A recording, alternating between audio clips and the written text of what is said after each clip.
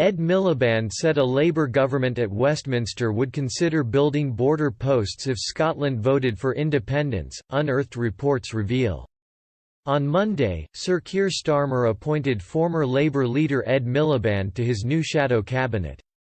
Mr Miliband, who led the party between 2010 and 2015, will now hold the role of shadow business secretary. Sir Keir won the leadership contest on Saturday, after beating Rebecca Long-Bailey and Lisa Nandy. He named Ms. Nandy as his shadow foreign secretary and appointed Ms. Long-Bailey as shadow education secretary. The newly announced cabinet is majority female, with 7 BAME MPs included. A quarter of appointees attended fee-paying schools, with just under a The appointments of Mr Miliband and Lord Falconer to the shadow cabinet signal the ascent of the soft left in the party, at the expense of the Jeremy Corbyn supporting hard left who have dominated since 2015. As many responded with surprise to Mr Miliband's political comeback, unearthed reports shed light on his time as leader of the Labour Party. Ahead of the referendum on Scottish independence in 2014, Mr Miliband issued a stark threat that manned border posts could have been introduced. With just 11 days to go until the referendum, the former Labour leader urged voters to face up to the consequences of severing the 300-year-old union. He told the Scottish Mail on Sunday, "If you don't want borders, vote to stay in the." Asked whether that would mean him introducing border guards and passport checks if he was Prime Minister, Mr Miliband warned, it would have to be looked at. Mr Miliband's spokesman added, "The last time I looked there were 2 sides to the border, and we would be in charge of one of them. It would be up to us, not Mr Salmond, to secure our northern border." Until then, Mr Salmond's SNP had insisted that a separate Scotland would have been part of a common, free movement area with the rest of the UK and Ireland.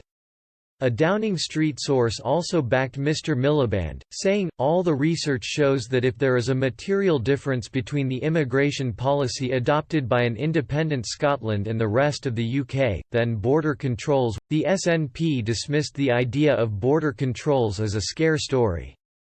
A Scottish government spokesman said, "An independent Scotland will continue to be a member of the current common travel area with the rest of the UK, Republic of Ireland, the Isle of Man and the Channel Islands, so there will be no need for border checks between an independent Scotland and the rest of the UK.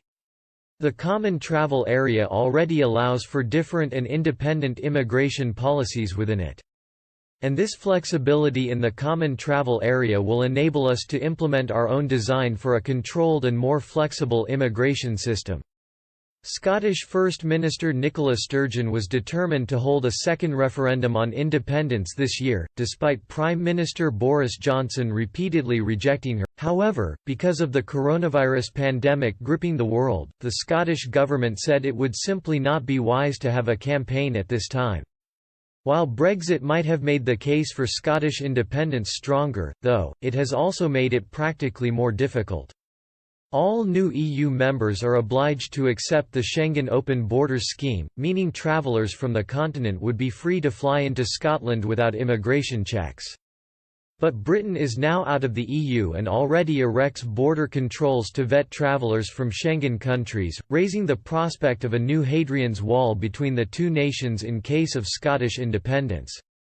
New border posts would cause chaos for travellers and prove to be hugely damaging to business. The 95-mile border, which runs from Lamberton on the east coast to the Solway Firth in the west, cuts through 21 roads, including 2 major trunk routes, the A1 and M74. The issue is similar to the problem of the Irish